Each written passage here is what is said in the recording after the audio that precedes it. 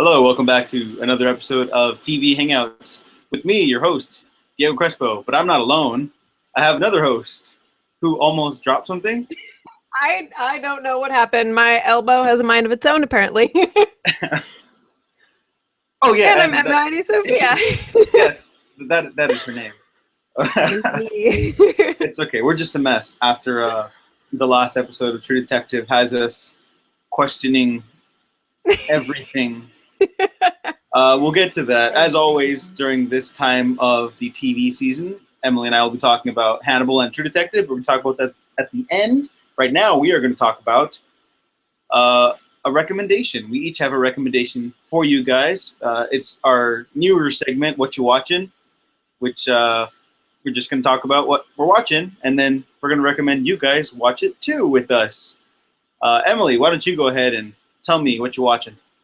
All right, so what I am watching and just started watching today is the new Hulu comedy series, Difficult People. So I caught a couple of small trailers for it when I was watching stuff on YouTube, and I was like, okay. And then I heard that Amy Poehler was the executive producer, and I saw that Billy Eichner, who is also from Parks and Recreation, was in the show, and I very much enjoyed him as a character in that series, and him and Amy. That really was what kind of drew me into the series. But I will give you a very brief and spoiler-free introduction. Not that I can ruin too much for you because I just started watching it.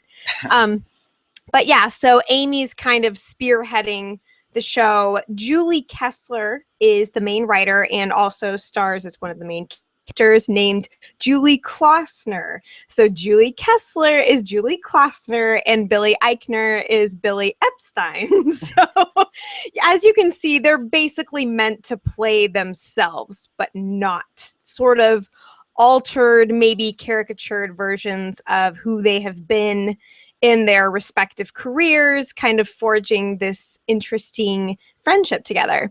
And then as far as a couple of the other lead characters go, James I have no idea how to say this. I'm going to try it two ways. It's either James Urbaniak, like Animaniac, or Urbaniac. I have not the slightest. I don't know this guy, but he's basically Julie's roommate, Arthur. He reminds me kind of Jarvis from Oh, wonderful. from Agent Carter. He's just got a nice demeanor about him that is slightly reminiscent of Jarvis, if you've seen that show. And then Andrea Martin is Marilyn Kessler, who is Julie's psychiatrist mother. And basically, here's the premise I'll lay down for you. So Julie and Billy are these two disgruntled 30-somethings in the lower ranks of the New York City comedy scene. So Julie writes snarky TV recaps. Wink, wink. Hey, That's us, yeah. we're in this show. I know. It's kind of funny. It resonates with me in that sense, I guess. But yeah, so she writes TV recaps while Billy waits tables, or shall we say waits for his customers to shut up and moves on with his life.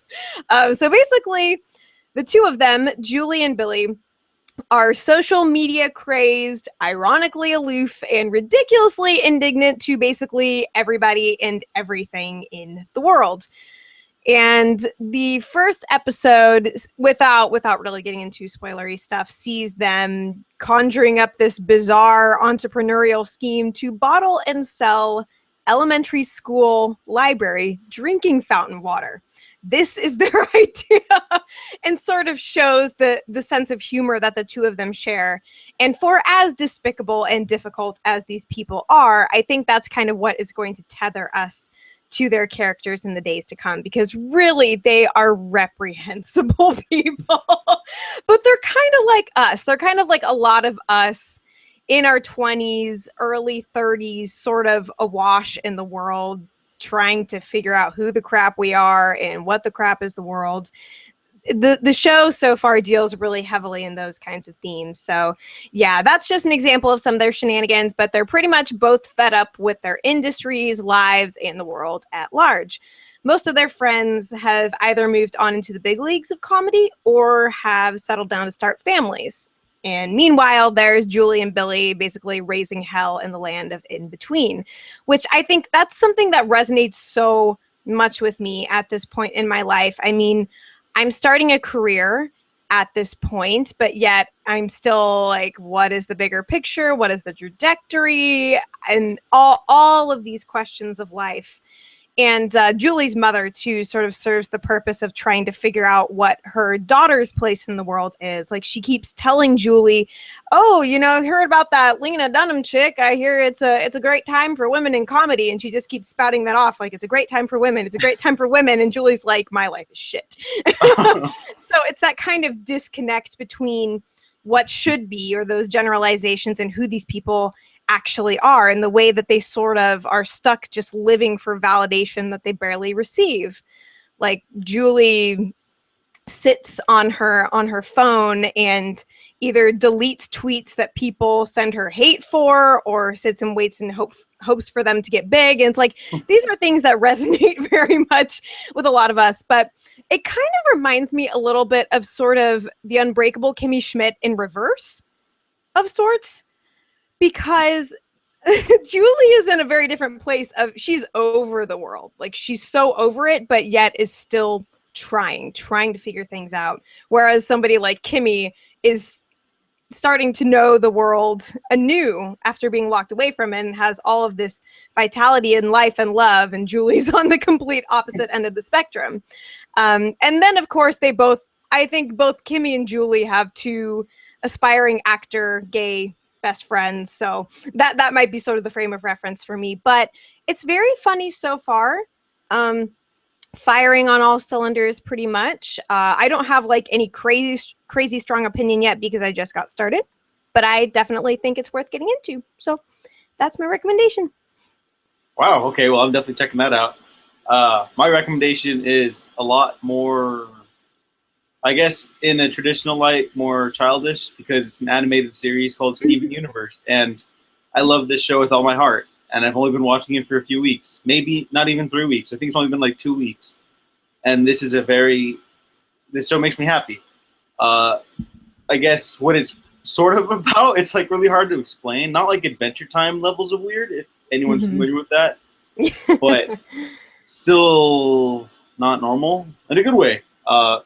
It's about a boy named Steven who has the powers of a crystal gem. And a crystal gem is basically a warrior for the planet. And they defend the planet and fight monsters and go on space adventures and such. But he's also just a young boy. So he's raised by 3 full-grown gems. And their names are Amethyst, Pearl, and Garnet. And they are basically 3 kick-ass women of different heights and body types, and it's maybe the most feminist cartoon I've ever seen, and it's fantastic. It's really something special. It's hard to explain because it really is so weird, and I don't understand the full grasp of the universe yet, because I still feel like I'm only, think, 14 episodes in, and the episodes are each 11 minutes. So I guess when they air them live, because I'm buying the episodes on iTunes and such. Right. No, not iTunes. What am I buying them? I'm buying them on something. Yeah. And I guess they just double them up like they used to with old SpongeBob episodes. Okay. Yeah, so that's how you get the full half-hour commitment. But it's so weird and so different and exciting, and it feels like it's a whole new world. It's literally a whole new world that I've never seen before. And there's just, I want to keep exploring it. It kind of gives me the feeling, that euphoric feeling I get when I play Kingdom Hearts on an old PlayStation. I don't know if anyone gets that reference. I'm old. The third one's finally coming out after like 20. It's very euphoric and it's very exciting, and there's a lot of emotion behind it. It's a very sad show. It's very exciting and happy, but deep down there's like a lot of tragedy behind it. Like Steven's mother is not there, because you can't say this on the show, but she's basically dead. Yeah. It's not a spoiler, because that's what the show is. It's not hiding it. It's not hiding it from you. It's not a big plot point. It's part of the history of the show. And these gems, I guess, because again, I don't have a full understanding of the nature of the universe and the lore, I assume that his mother sacrificed herself so Steven could be born with a human father. because I guess he has Oh. her gem. I might be wrong, and I'll come back like next week when I finish the next one. But it's so good. It's so exciting, and there's so many kick-ass women in this show that I'm just so happy. Like my friend Josh Rosenfield from Audiences Everywhere highly recommended it to me, and he kept saying how happy he was that his 6-year-old little sister has a bunch of great female characters to look up to. This Legend of Korra back to back, like they've watched those shows consecutively, and I'm like, oh my god, you compared it to that show. I like that show a whole lot, and I don't like this as much as Legend of Korra yet, but I think it's in the same league in terms of creativity and voice acting and emotional palpability. So yeah, I love Steven Universe. I love it so much, and I'm kind of bummed that I'm be out of town this weekend, not going to be able to watch it like nonstop because I really want to. Oh, it's so good and sad and exciting and wonderful. All things wonderful. Cool. I like the sound of that. I mean, I'm big into emotionally intensive stuff, and for a cartoon, I mean, that's really rad. Yeah, I like the sound of that. This might be like too soon to say, but it's on par with some like Pixar quality goodness here. Ooh. Like it's really wow. Well, I'm so happy the show exists. But that's it for what you're watching. Now we get to talk about the regular shows. Hannibal. Let's start with Hannibal because this is an easier show to talk about. Because it makes sense, more or less. It makes sense. I mean, Hannibal's freaking weird, but it makes sense. Like they're telling a natural story with unnatural objects and weird experimental style abstract storytelling devices, but it all makes sense. You won't be lost, you know. And we'll get to that later. We're getting ahead of ourselves. I love this episode. Not as much as the previous one. The Great Red Dragon was like, Neil Marshall's direction was sublime. This one's still very good. I got a craving for onion rings while watching this one. I don't know why, and I made them. I made beer battered onion rings while I was watching Hannibal, so they were delicious, by the way. Very nice, very nice. And there's gotta be something to that. Oh yes, absolutely. They were delicious, but they were so heavy. I couldn't finish them. But like the previous episode, and I'm sure for the rest of the season, the callbacks to Red Dragon and Manhunter are just, oh my god, they make me so happy. I finally got to hear Hannibal, this version of Hannibal, say, "Have you ever seen Blood in the Moonlight?" Yes, I thought of you. I thought of you during that scene because I was like, they came back to it. They did it again. Encore. I cheered. I was like, yeah. Yes. Like, oh man, I guess that's like a weird thing. Someone's like, you cheered during Hannibal? I was like, fuck yeah. Why not? But really quick, I guess I'll wrap up my thoughts and let you go ahead. I really like the actress from True Blood who they got to play Reba. I thought she was always severely underutilized on True Blood. Severely. And she does great work here. She gives like everything, her version's a little different, and not just because of the race change. Right. I feel that this version is more, I guess, welcoming. The other ones feel a little more awkward at first before they get to the romance between Francis Dolarhyde and Reba. Yeah. Here it feels like two lost souls making a connection. Like that's what it's always been, but here it feels more natural, I guess. And I'm very, very happy with this episode. There's not really much on the negative side as usual, but I just want more. I just want it all, but I also don't want any more because then the show's gonna end. I know. Sad things.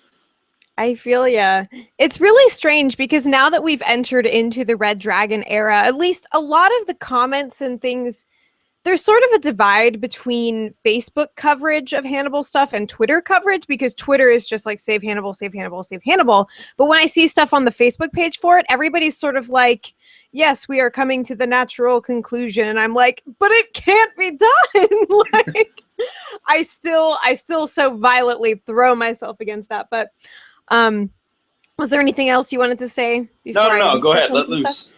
Yeah. So I thought it was really cool that we got to go back in time once more to what happened with Abigail way back in the day. Yeah. I mean, this And show has a knack for retracing its steps. Like it'll hide the picture from you, and then we get to go back and see it in a whole new light and in a whole new context. So it was back to that moment where we thought that Hannibal was going to kill Abigail in the first freaking season. So they got to go all the way back to that point, paint the town purple, and basically show the way that Hannibal sort of acculturated Abigail and adopted her. All that because of Hannibal and Will's exchange when Will comes back to visit him about the Tooth Fairy. And Hannibal refers to Will as family. And when Will tries to shrink away from that, as Hannibal is discovering that he now has his own family, he's like, remember the child that I gave you? And it was like, woo-hoo-hoo. they're so gay for each other. I love it. Oh, It's fantastic. so much. They lay it on nice and thick in their own way. But yeah, so it was all, I think, kind of spurred by that exchange, getting that glimpse into the past. And I don't know if we're going to be seeing more flashbacks, but it sort of makes sense to include those now, because I think that they don't want to escalate the Red Dragon story too quickly, which has been done various times, like in a film format, so within a couple of hours, and they still have hours yet to go. So it's especially nice that we get to have the full story colored in even more, with this potentially being the last season. So I super appreciate just the intimacy of the cast, and the fact that, you know, for as many times as the dead are raised in this show, like, you know, with having lost Abigail on what seemed to be numerous times, and getting back into that, there's still more to be found, more to learn about Hannibal, the way he works and the way he likes to see others work. It's cool to see the position that Alana is in, and we also got an allusion to her ongoing relationship with Margot, and now they have a child too. So there's this big theme of family that's going on, of course, and is sharply contrasted by what's going on with Frances Dollarhide. Also have to say that I enjoyed some of the visual stuff in this episode, what with continuing to go into Hannibal's mind palace and even Will's mind palace, and seeing how the two of them come together in like Hannibal's old office, or they're both in the house where Francis Dollarhide committed his murder and Will's trying to figure things out. So it's like there's a fluidity of setting that is just so cool to watch, and it's that psychological nature of the show that I enjoy a lot. The one thing that made me kind of happy was at the scene where Francis picked Reba up at the bus stop. If you saw the posters, like the big open wide like dental posters, is a little Tooth Fairy reference. Hey. So that made me kind of happy. But yeah, like you said, I really enjoyed the dynamic between Francis and Reba in this one, because there's like just a tremor of anxiety in her voice, but it's not this like petrified. I mean, she's talking about how she is like finally getting out into the world and experiencing for herself after helping rehabilitate others. And so she has like a hell of a lot of bravery and really this earnest eagerness to get to know Francis. And it, you know, it's going to make things all the more tragic down the line. But yeah, I really enjoyed this episode. Felt more transitional than others, but not in a bad way. But like never in a bad way with Hannibal. I know that it's going to be ramping up to something good. Oh yeah, for sure. And again, it's just so cool to watch all the different versions of stuff that's happened. Like when I was watching it, I tweeted out, I love how Hannibal gets under Will's skin. Like he does deeply love this man. Yeah. But he also loves to just wind people up and see what happens when he lets them loose. And he knows how to, he doesn't just know how to like get under Will's skin. He knows how to like burrow beneath it and live within him like a parasite. With, another one of my favorite lines from the Hannibal lore is when Will basically has a panic attack when he revisits Hannibal Lecter, And Mhm. again, I think Manhunter's done it the best, where he literally ends up in a downward spiral, trying to Mhm. escape it, and he just needs to get out. But Yeah. right before he leaves, Hannibal tells him, "Smell yourself," because Hmm. he's kind of lost it. It's been 3 years or whatever, so he's lost his knack for being able to find his designs. Yeah. So Hannibal tells him, "Smell yourself. Like, you're no different than I am." And he's Mhm. not entirely wrong, because Will almost did cross that line before we saw that. Yeah. And yeah, it's such a powerful line to me, because really, ultimately, Mhm. the Red Dragon story is about Francis Allardyce, Hannibal, and Will Graham all clashing and colliding with each other on their different paths Mhm. of becoming something Yeah. more. And oh, it's so good. Yes, definitely more Mhm. transitional episode, but still very good. Very Yeah. good. Okay, and then now we can move on to another show. Mm. Let's talk about True That Detective. one show. Yeah, because this is the penultimate episode, or penultimate. Yes. There you go. Yes. Penultimate episode of the second season. Mhm. And up to this point, things have been mostly broad strokes. I think I figured out the finite problem with the show for me this season. Uh, Yeah.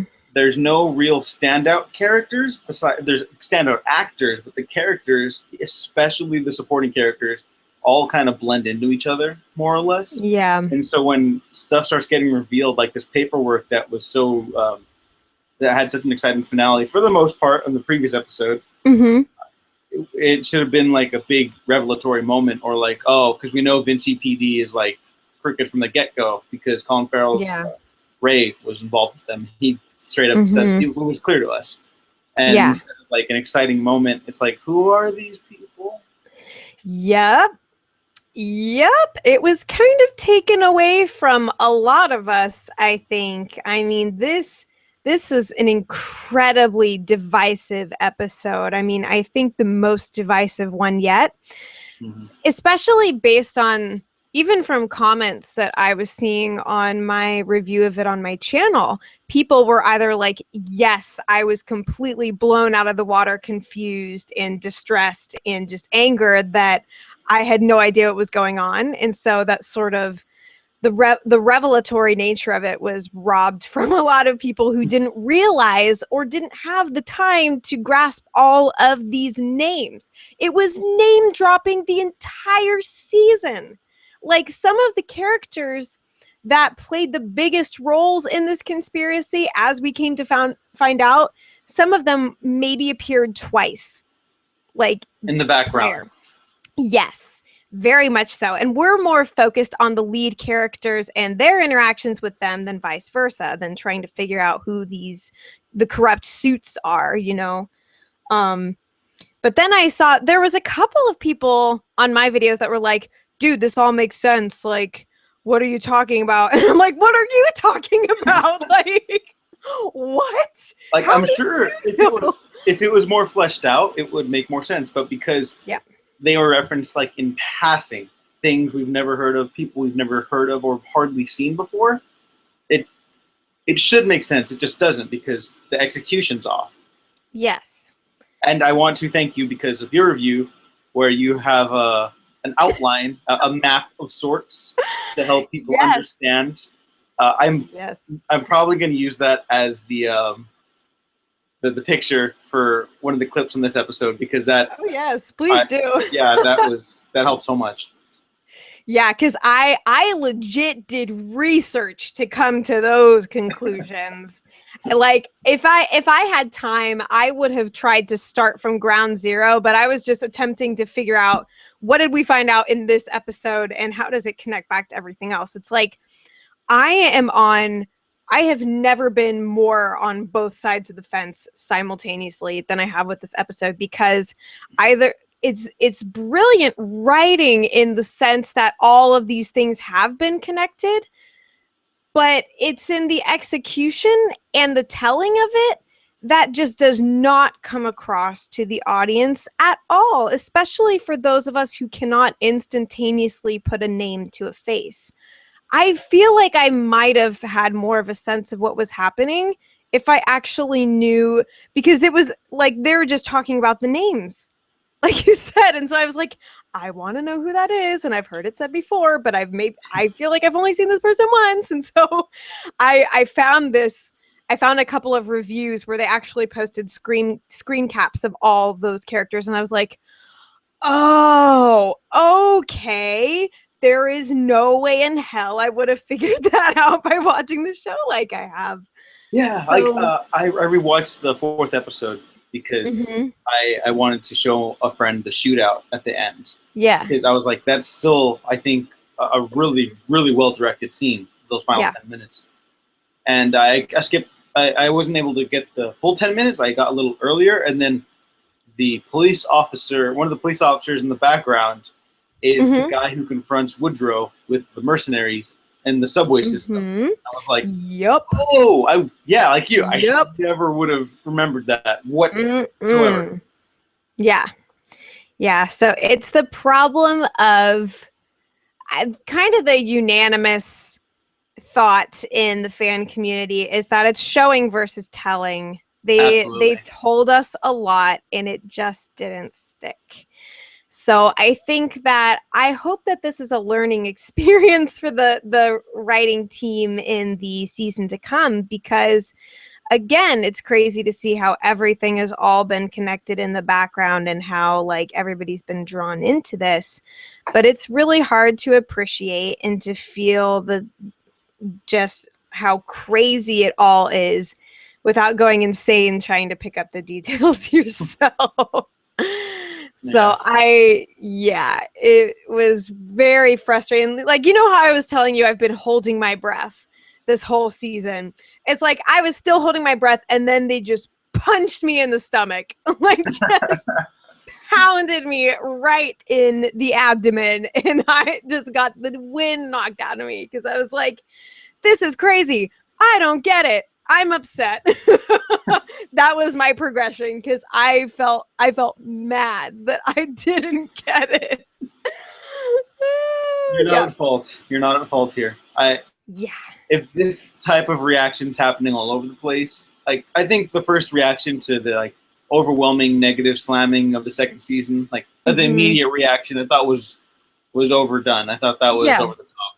Right. Now everyone's just confused. That's fine. Yeah. Yeah, That is it's okay. overly It's convoluted. It's too complex for its own good, and yeah. it didn't hammer out the details for us. The Mhm. screws are loose in the writing room, I guess, and it's a bummer because there's good stuff here that Yeah. I think people are kind of missing because they're focusing on the negative, which they have a right to because there are negatives. But Mhm. I do like the positive, and that's why I'm still actually okay with the season. I still like the season overall, Yeah. even if other people don't. You're not wrong if you don't, because Mhm. this is definition mixed bag. But stuff I liked. Yeah. I like the previous episode I mentioned when Mhm. Ray and Vince Vaughn's character, whose name escapes Frank. me, Rank, thank you. Yes. When they stare each other down, they have their guns pulled out. I was like, Mhm. hey, I don't want these guys to die. I like them, Yeah. you know. And then we do lose a cast member this Mhm. episode. Paul Woodrow, complete badass, takes out his entire former team. I think, right? Yeah, because that was all the Blackwell guys that he was up Yeah, against. So it that was was pretty crazy. yeah. Those are pretty tense moments. And then as soon as he escapes, and then he goes around a hallway, and then there's an exit sign pointing left, and he goes left. I was like, oh, he's dead. He's gonna Yep, die right now. he's done for. He's done for. I And felt that too. yeah, I thought his death was very sad in a good way because I was like, oh, Taylor Kitsch proved that he could be, if not a leading man, a strong supporting man to a lot of people. I'm a Friday Night Lights fan, so I've been on the Taylor Kitsch train for a while, even Mhm. though his mainstream movies not so much. Right. And here he's very good again. Mhm. Even the material is kind of holding him back. He's good enough to overcome it, I think.